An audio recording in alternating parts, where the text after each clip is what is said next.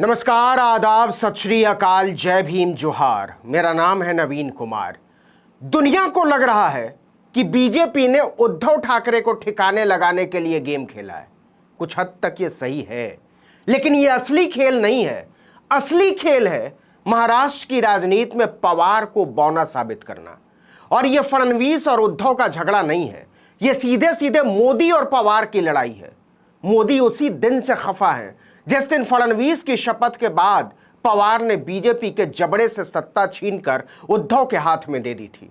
उसी दिन से पवार मोदी की आंखों में खटक गए और लगातार खटक रहे थे। इसीलिए उद्धव के हाथ से शिवसेना छीनने के बाद बीजेपी अपने प्लान बी पर लग गई है, और उसका प्लान बी है पवार की पार्टी तोड़ना। कमाल की बात यह है कि इसकी पहली सीढ़ी उसने पार भी कर ली है। स्पीकर के चुनाव में पवार के 5 विधायकों ने बीजेपी से सेटिंग कर ली, लेकिन अब बीजेपी पवार की हालत उद्धव की तरह करना चाहती है। इसे जरा ठीक से समझिएगा। केवल 30 महीने पहले शरद पवार महाराष्ट्र और देश की गैर भाजपा राजनीति के शिखर पर थे। उनमें विपक्ष को साथ लेकर चलने की संभावना देखी जा रही थी। भाजपा को सत्ता से बाहर रखने के लिए महाराष्ट्र में उन्होंने अकेले दम पर एक ऐसा गठबंधन तैयार किया, उसकी इंजीनियरिंग कर डाली जिसकी कोई कल्पना तक नहीं कर सकता था। घोर हिंदुत्ववादी उद्धव ठाकरे की पार्टी शिवसेना का सेकुलर पंथ में कायांतरण। इससे उद्धव को घाटा हुआ या फायदा, यह अलग बहस का मुद्दा है, लेकिन ऐसा हुआ। इससे एनसीपी भी फिर से जिंदा हो गई। शिवसेना और कांग्रेस के साथ एक अप्रत्याशित गठबंधन बनाने के उनकी कोशिश की खूब सराहना की गई। देश में भाजपा के विरोध का एक नया खाका खोजा गया, लेकिन तब वो नहीं जानते रहे होंगे कि भाजपा पहले शिवसेना को उद्धव से छीनेगी और फिर उनकी एनसीपी को तोड़ डालेगी। महाराष्ट्र विकास अघाड़ी केवल 2.5 साल में अर्श से फर्श पर आ चुका है, लेकिन ज्यादातर लोगों का ध्यान केवल उद्धव ठाकरे के सियासी भविष्य पर टिका है, क्योंकि उनकी पार्टी टूट गई है। आगे और भी बिखराव की संभावना है, लेकिन अगर बारीक नजर से देखें तो उद्धव से ज्यादा संकट में पवार है। उनकी एनसीपी में भी बीजेपी ने सेंध लगा दी है। शरद पवार की उम्र 82 साल है और उम्र के इस पड़ाव पर अपनी पार्टी को वो टूटते हुए देख रहे हैं। पवार के सामने अपनी पार्टी के भविष्य, उसके नेतृत्व और अपनी विरासत को लेकर कई सवाल हैं।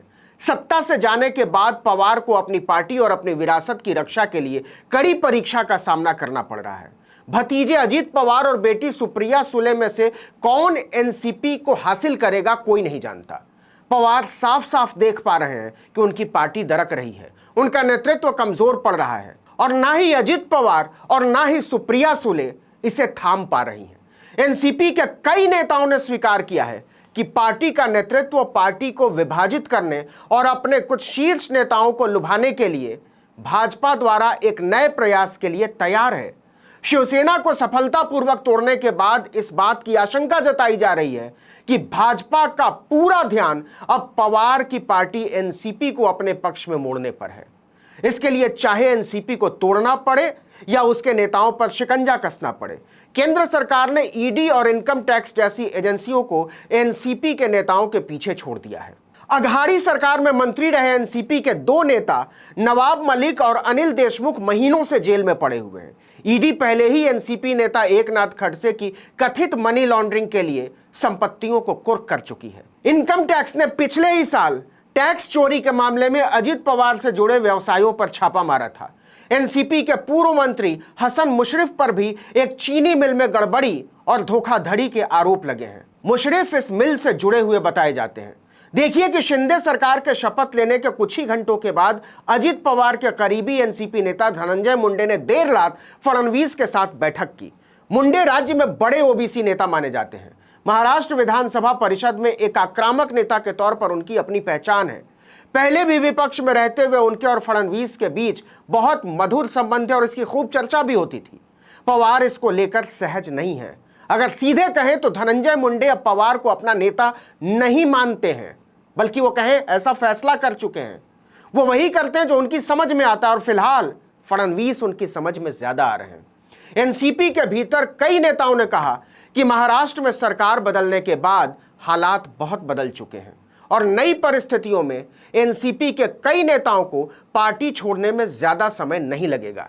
एक बड़ी पत्रिका की एक रिपोर्ट के मुताबिक नाम न जाहिर करने की शर्त पर एनसीपी के एक नेता ने हंसते हुए कहा कि प्रवर्तन निदेशालय यानी ईडी के दफ्तरों में बस कुछ ही दौरे हुए तो हमें यकीन है कि ठाकरे के बाद अब हम बीजेपी के लिए टारगेट नंबर 1 हैं। इतना ही नहीं, पवार के बाद एनसीपी में नंबर 2 माने जाने वाले अजीत पवार ही एक बार भाजपा के हो चुके हैं। रात के अंधेरे में पवार के खिलाफ जाकर उन्होंने डिप्टी सीएम की शपथ भी ले ली थी। लिहाजा कई लोगों को डर है कि बीजेपी फिर से अजीत पवार पर दांव खेल सकती है। 2019 में भाजपा के साथ गठबंधन करने के बाद 2 दिनों तक चलने वाली अल्पमत सरकार के दौरान उनके खिलाफ कुछ मामलों को बंद कर दिया गया था। आयकर विभाग की नजर भी पवार पर है। पिछले साल उनके ठिकानों पर कई छापे मारे गए। मतलब सीधे कहा जाए तो बीजेपी के लिए शिवसेना में जो काम एकनाथ शिंदे ने किया वही अजीत पवार एनसीपी में कर सकते हैं शरद पवार के खिलाफ। अजीत पवार के करीबी एनसीपी के एक सचिव के मुताबिक जो चीजें उन्हें फिर से ऐसा कदम उठाने के लिए प्रेरित करेगी वो है एनसीपी में विरासत की लड़ाई। पवार ने अभी तक साफ नहीं किया है कि उनके बाद पार्टी को कौन चलाएगा। पवार 82 के हैं, अजीत पवार या सुप्रिया सुले। अजीत पवार खुद को शरद पवार का स्वाभाविक उत्तराधिकारी मानते रहे, लेकिन सुप्रिया सुले पर पवार का स्नेह है, वो उनकी बेटी है। शरद पवार के बाद अजीत पवार और सुप्रिया सुले के बीच प्रतिद्वंदिता के भड़कने की संभावना है। ये सारे नेता पार्टी के अस्तित्व पर सवाल खड़े करते हैं। ये ऐसे सवाल हैं जिनका जवाब केवल शरद पवार दे सकते हैं। लेकिन अभी का सवाल है कि अगर बीजेपी एनसीपी को तोड़ने पर आई तो पवार क्या करेंगे? क्या वो वाकई ऐसी स्थिति में हैं जो आगे बढ़कर फ्रंट फुट पर खेल सकें? तो इसका जवाब है नहीं। नेतृत्व के तमाम गुणों से लैस होने के बावजूद उम्र पवार के पक्ष में नहीं है। इसीलिए जब स्पीकर के चुनाव में 5 विधायकों ने बीजेपी का पल्ला थाम लिया तो वो कुछ नहीं कर सके, उन्हें पार्टी से निष्कासित तक नहीं किया। लेकिन वो चुप बैठने वाले नेताओं में भी नहीं है। ऐसा लगता है जैसे पवार अभी इस खेल को कुछ दिन और समझना चाहते हैं। लेकिन असल सवाल है कब तक? क्योंकि बीजेपी जब तूफान पर सवार होकर अपने पत्ते फेंटती है तो संभलने का मौका नहीं देती है। उद्धव का उदाहरण हम सबके सामने है। इस वीडियो में इतना ही, लेकिन अगर आपने आर्टिकल 19 इंडिया को अब तक सब्सक्राइब नहीं किया तो फौरन कर दीजिए, बेल आइकॉन दबाइए, घंटी जैसी आकृति लाइक कीजिए और कमेंट करके बताइए हमारा वीडियो आपको कैसा लगा। अगर यूट्यूब पर देख रहे हैं तो हमारे चैनल को सब्सक्राइब कर लीजिए, फेसबुक पर देख रहे हैं तो हमारे पेज को लाइक कर लीजिए और इंस्टाग्राम पर हमें फॉलो कर लीजिए। हमारा ट्विटर हैंडल है article19_India। नमस्कार।